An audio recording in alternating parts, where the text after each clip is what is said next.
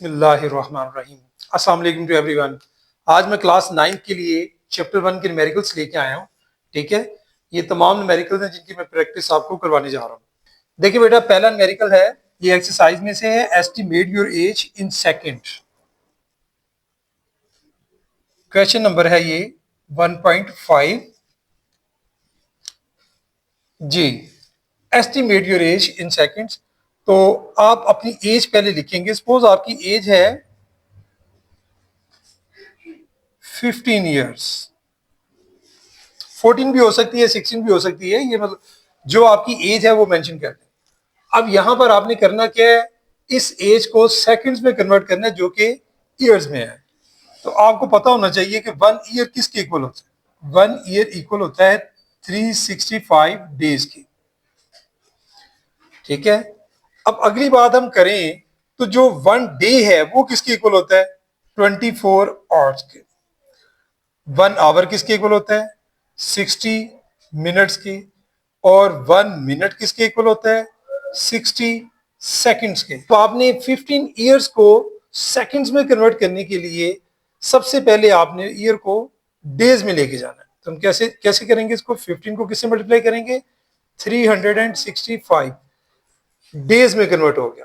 लेकिन हमने डेज में नहीं रहना, हमने सेकंड्स तक जाना है। अब किससे मल्टीप्लाई करेंगे, आवर्स के लिए 24 से, यानी 1 डे में 24 आवर्स है। नेक्स्ट देखिए, 1 आवर में 60 मिनट्स हैं, तो मजीद किससे मल्टीप्लाई करेंगे, 60 से। ये मिनट्स में कन्वर्ट हो गया। अब 1 मिनट में सेकंड्स कितने हैं, 60, तो फिर आप 60 से, तो ये अब आप सेकंड में इसको कन्वर्ट कर चुके हैं। अब आपको एक कैलकुलेटर की जरूरत पड़ेगी।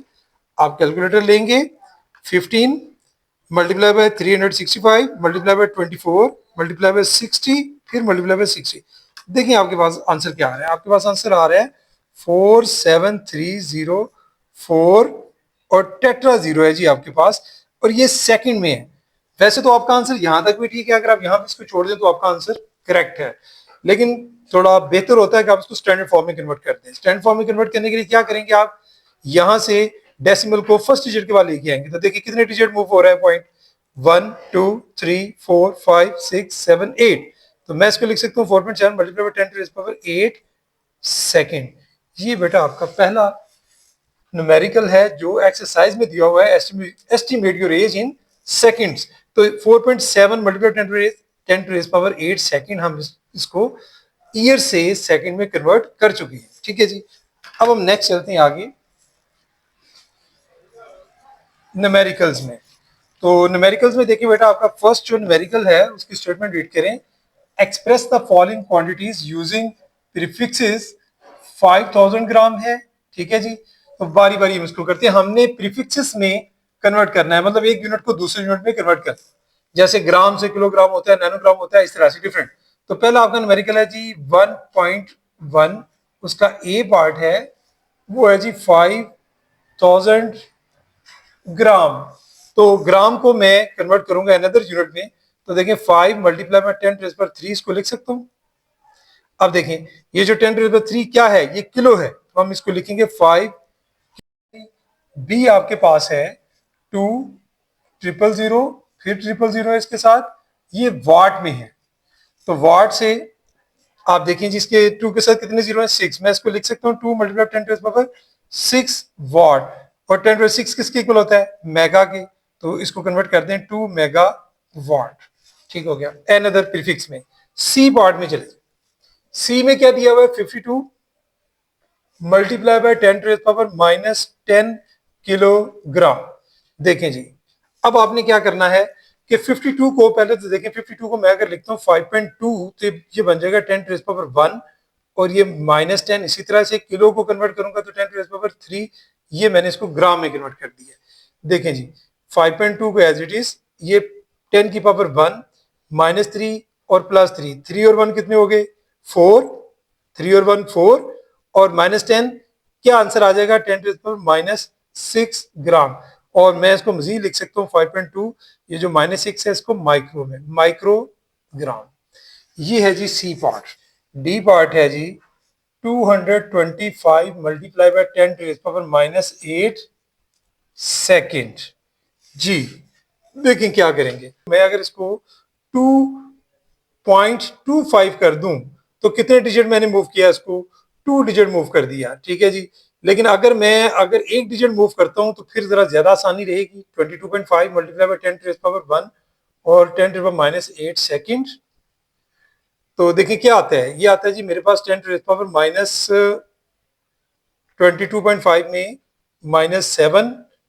तो अगर मजीद इसको करते हैं तो ये हो जाता है 2.25 मल्टीप्लाई बाय फिर 10। अगर हम इसको शुरू में कर लेते तो तब भी ठीक था।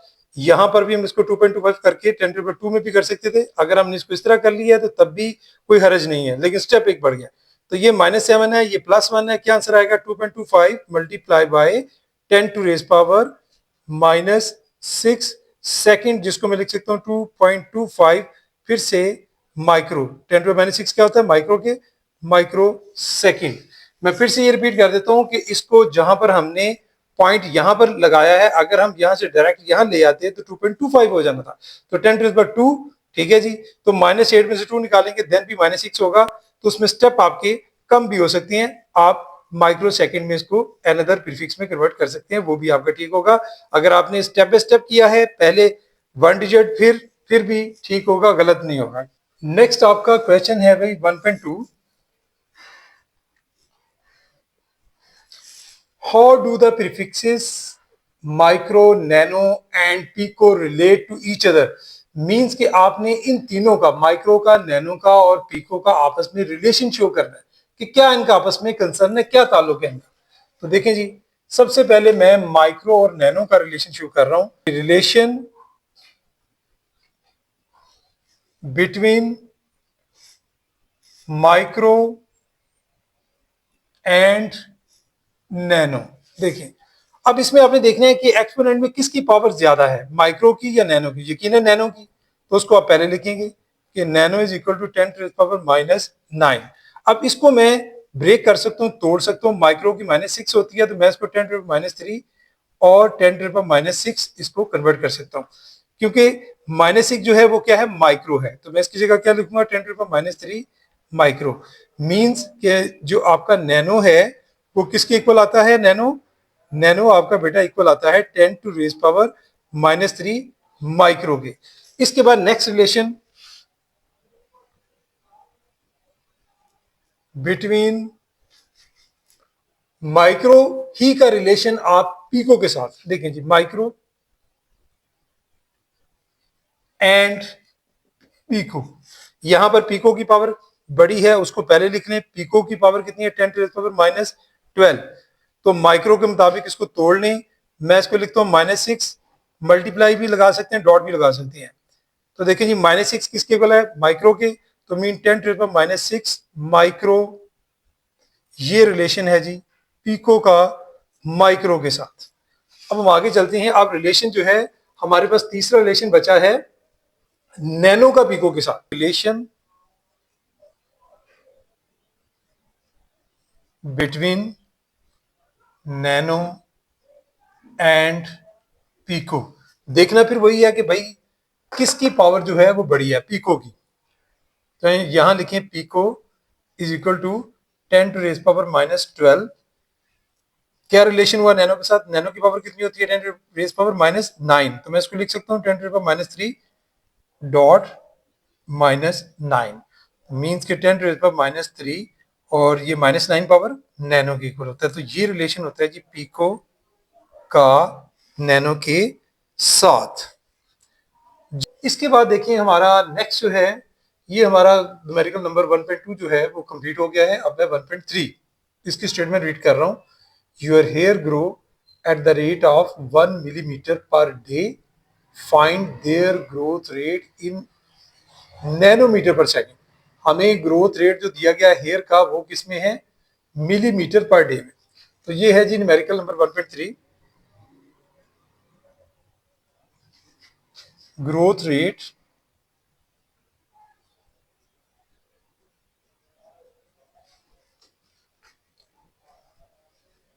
ग्रोथ रेट दिया गया जी हमारे पास 1 मिलीमीटर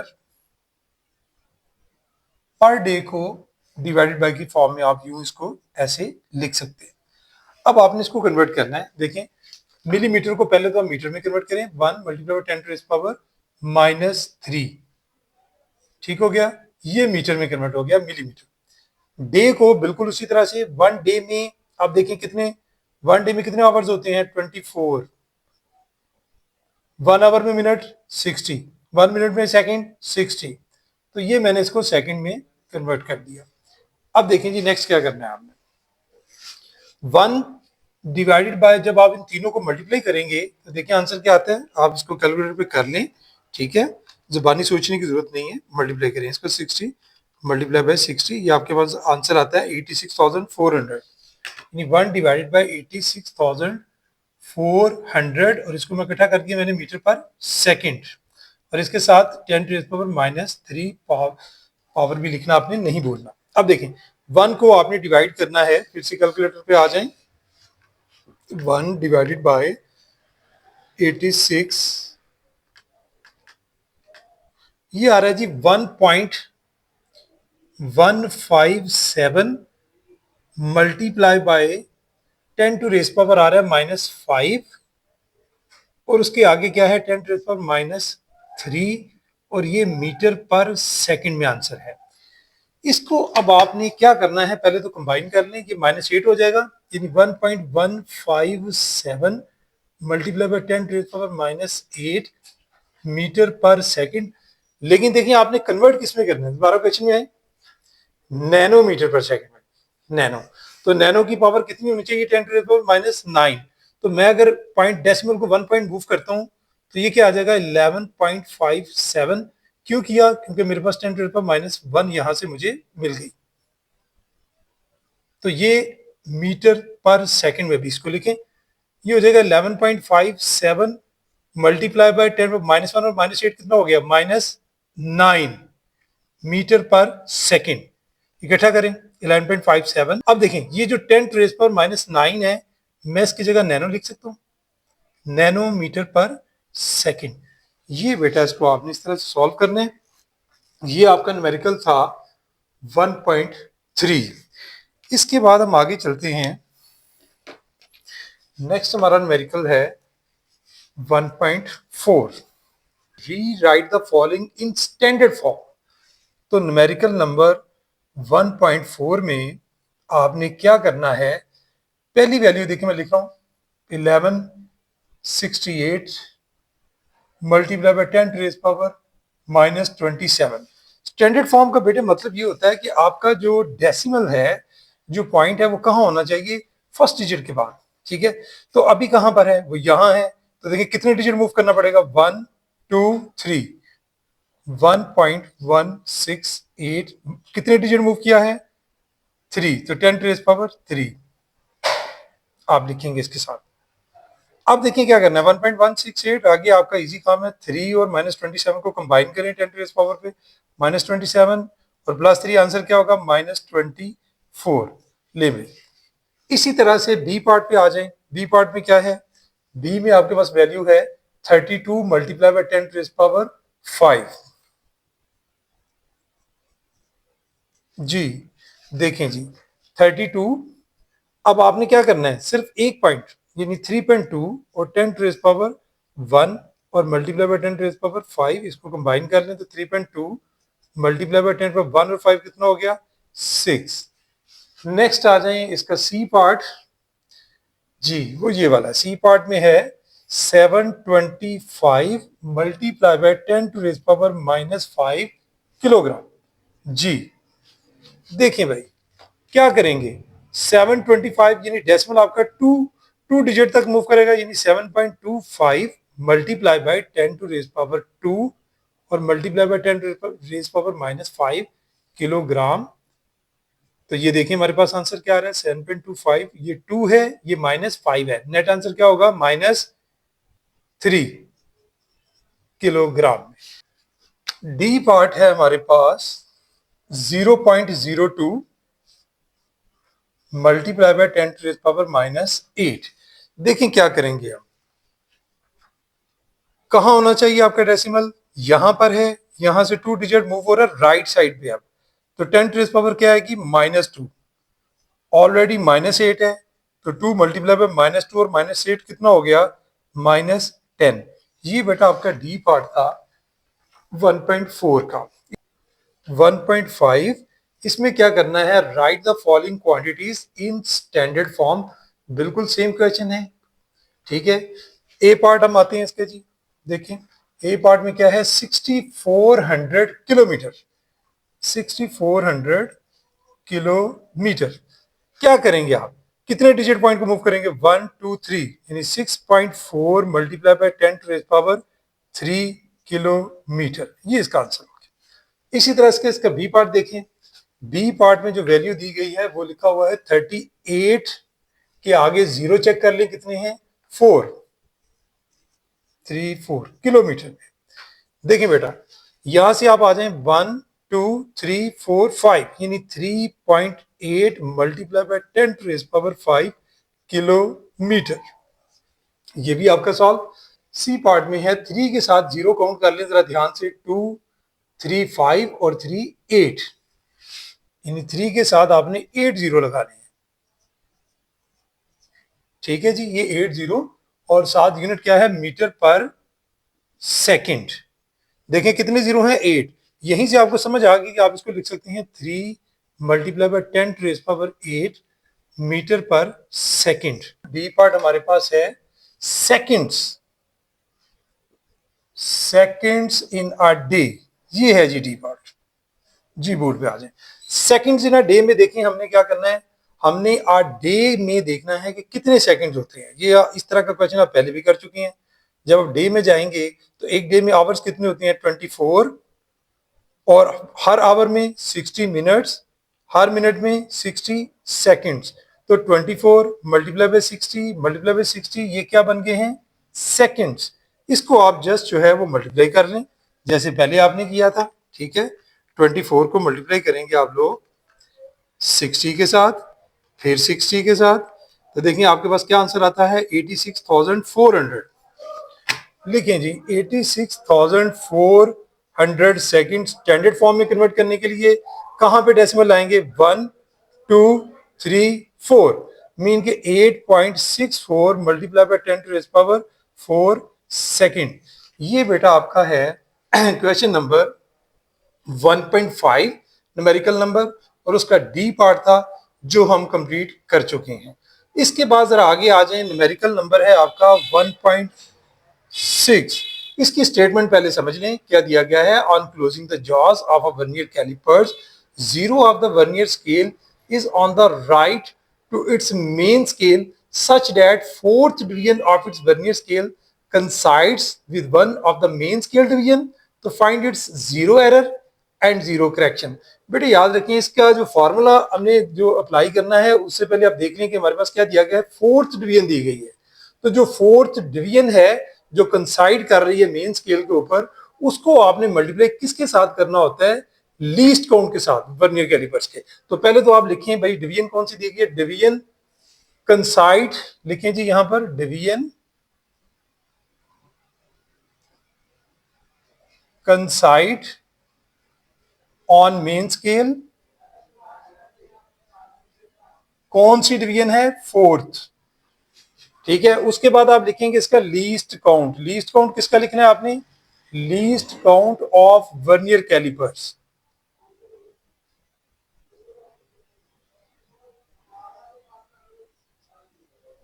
जी, लीस्ट काउंट कितना होता है वर्नियर कैलिपर्स का, 0.01 सेंटीमीटर।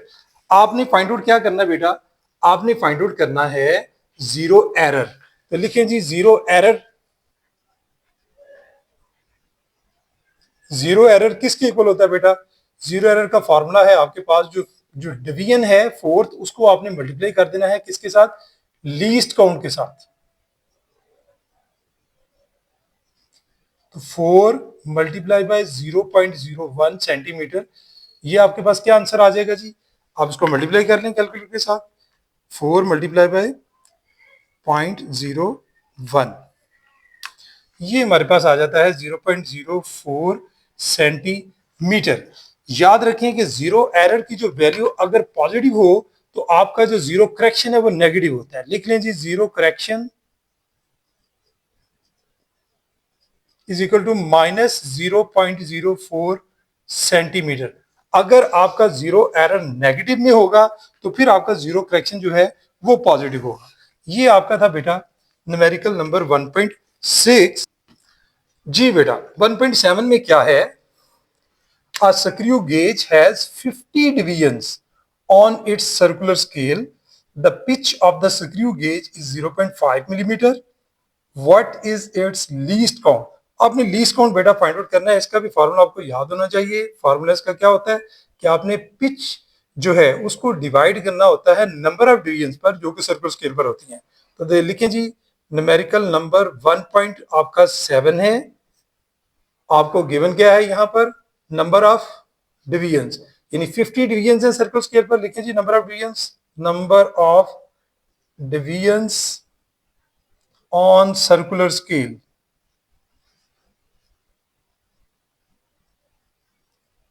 कितनी है जी? 50। उसके बाद आप लिखेंगे पिच। पिच की वैल्यू कितनी दी गई है यहाँ पर? 0.5 मिलीमीटर। लिखें यहां पर जी least count of screw gauge. जी इसका फॉर्मूला क्या है? इसका फॉर्मूला है आपने लिखना है पिच को डिवाइड करना है किससे? Number of divisions on circular scale से। Number of divisions on circular scale. मैंने जरा इसको शॉर्ट करके लिखे, समझ जाइएगा बात को। पिच की वैल्यू पुट कर दें by putting values 0.5 divided by 50। तो जी कैलकुलेटर यूज करेंगे यहां पर भी हम लोग। जी 0.5 को आपने डिवाइड करना है 50 के साथ। ये हमारे पास आंसर आ जाता है 0.01। ये लिख लें जी 0.01 जो है वो मिलीमीटर में है। और अगर आप इसको सेंटीमीटर में कन्वर्ट करेंगे करना चाहते हैं तो 0.01 को आप किस पे डिवाइड करेंगे? 10 पे, तो ये सेंटीमीटर में कन्वर्ट हो जाएगा, यानी 0.001 सेंटीमीटर। ये हमारे पास लीस्ट काउंट होगा स्क्रू गेज का। और ये आपका न्यूमेरिकल था 1.7। इसके बाद आगे हम चलते हैं 1.8 पे। 1.8 की स्टेटमेंट पर जरा फोकस करें सबसे पहले। Which of the following quantities have 3 significant figures? Numerical number 1.8। देखिए बेटा ये बहुत आसान सा क्वेश्चन है।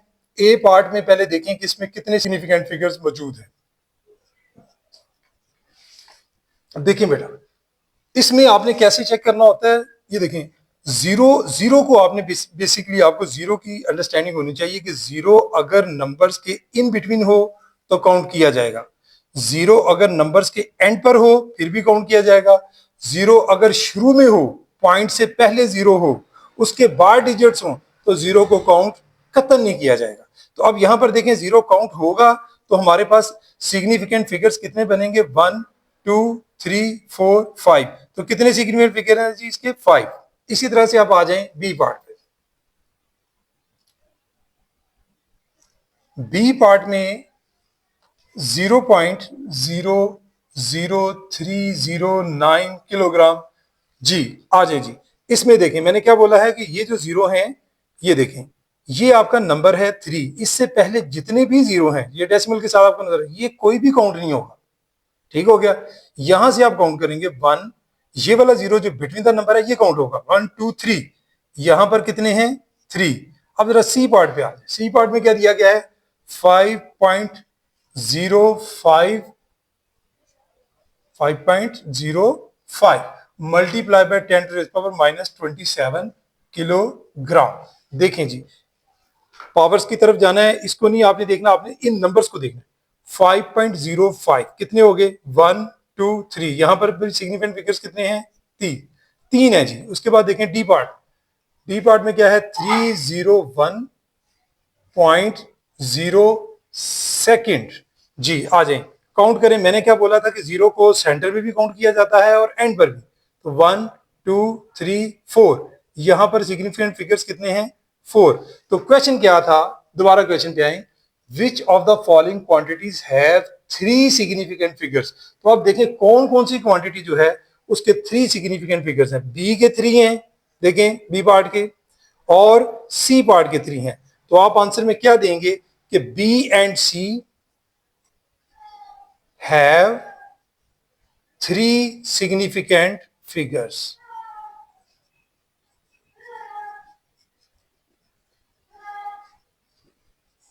ये बेटा आपका था न्यूमेरिकल नंबर 1.8। उसके बाद हम लोग चलेंगे नेक्स्ट न्यूमेरिकल की तरफ, वो है 1.9। 1.9 की स्टेटमेंट को जरा देखिए आप लोग जी। न्यूमेरिकल नंबर 1.9, इसकी स्टेटमेंट में देखें क्या दिया गया है। What are the significant figures in the following measurements.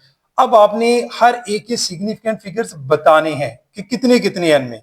तो ए पार्ट में देखें जी, बिल्कुल ऊपर वाले क्वेश्चन की तरह है, वहां पर तो सिर्फ ये था कि 3 वाले बताने हैं कौन कौन से, यहां पर हर एक के बताने हैं। तो देखें यहां पर ए पार्ट में देखें सिग्निफिकेंट फिगर्स कितने हैं, नंबर ऑफ सिग्निफिकेंट फिगर्स आपने यहां पर बतानी है। तो आप यहां पर लिखेंगे नंबर ऑफ सिग्निफिकेंट फिगर्स, देखें काउंट करें 1 2 3 4। इसी तरह से बी में आ जाएं। बी पार्ट हमें दिया गया है यहां पर 0.00450 किलोग्राम जी। काउंट करें, मैंने क्या बोला है कि शुरू वाले जीरो डेसिमल से पहले वाले या नंबर से पहले वाले वो काउंट नहीं किए जाएंगे। तो कहां से काउंट करेंगे आप लोग, यहां से 4 5 और 0 कितने हो गए 1 2 3। तो यहां लिखेंगे नंबर ऑफ सिग्निफिकेंट फिगर्स कितने हैं, मैं वैसे ही आपको बता देता हूं नंबर ऑफ सिग्निफिकेंट फिगर्स कितने हैं आपके यहां पर 3। अब आ जाए सी पार्ट।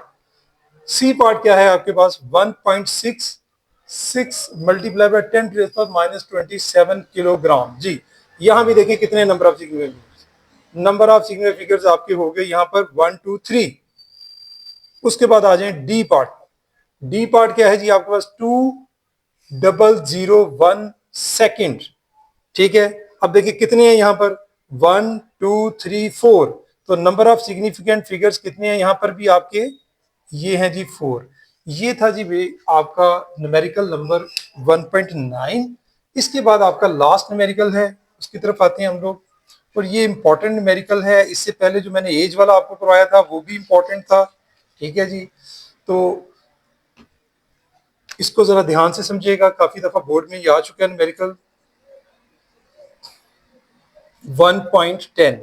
न्यूमेरिकल में क्या है जी, a chocolate wrapper is 6.7 centimeter long and 5.4 centimeter wide. Calculate its area up to reasonable number of significant figures.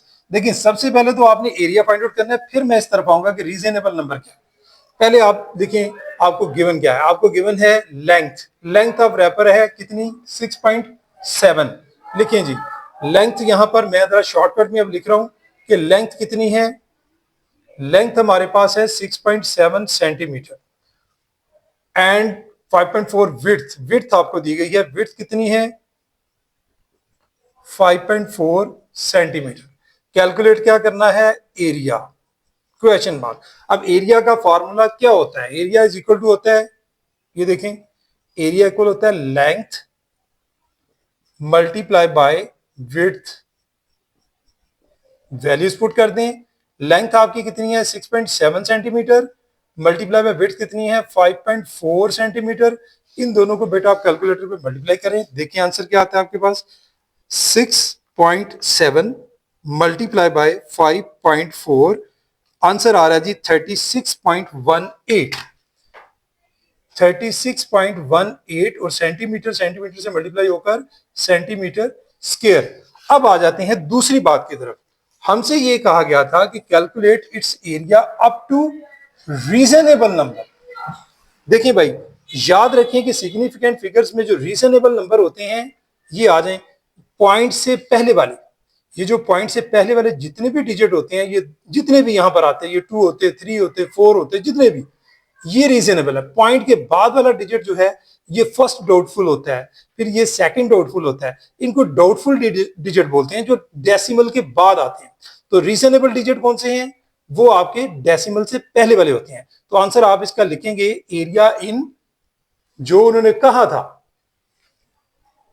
Up to reasonable number. तो यहां लिखें area up to reasonable number is 36 लिखेंगे centimetre square. ये बेटा आपके first chapter के वो सारे न्यूमेरिकल्स थे जो मैंने आपके साथ अभी बोर्ड पर सॉल्व किए हैं, शेयर किए हैं। उसका मकसद सिर्फ ये है कि आप लोग जो हैं एग्जाम से पहले पहले कुछ ना कुछ चीजें आपको रिमाइंडर चली जाएं। यकीनन आपने पहले भी किए होंगे, सिर्फ आपको मैंने प्रैक्टिस दी है ताकि आप लोग आने वाले वक्तों में जब आप दोबारा से जाएं, पहले चैप्टर को देखें, तो आप वीडियो को जब देखेंगे तो आपको ये सारे न्यूमेरिकल्स समझने में इंशाल्लाह आसानी होगी। और मैं ये कोशिश करूंगा कि ये जो सीरीज है न्यूमेरिकल्स की, आपके बोर्ड के एग्जाम से पहले पहले आपको तमाम चैप्टर्स के न्यूमेरिकल्स मैं आपको अपनी वीडियोस में समझाऊंगा, सॉल्व करवाऊंगा। तो आप लोग देखते रहिए, मेरे साथ रहिए। इंशाल्लाह एग्जाम में आप लोग न्यूमेरिकल्स का जो पार्ट है, जिसमें मैं आपको बता दूं कि 10 नंबर तो आपके लॉन्ग क्वेश्चंस के हैं और उसके अलावा शॉर्ट क्वेश्चंस में भी न्यूमेरिकल्स आते हैं। और स्पेशली ये जो चैप्टर है इसमें से शॉर्ट क्वेश्चन में न्यूमेरिकल्स मस्ट आता है। बहुत से पेपर्स में इसी चैप्टर में से, चैप्टर 1 में से शॉर्ट क्वेश्चन में न्यूमेरिकल आए हुए हैं। बहुत मुश्किल नहीं है, ये आसान है, 2-2 नंबर के। तो अगर आप इनको फोकस करेंगे तो मैं उम्मीद करता हूं कि आप पेपर्स में अच्छे नंबर हासिल कर सकते हैं। बहुत शुक्रिया। अस्सलाम वालेकुम।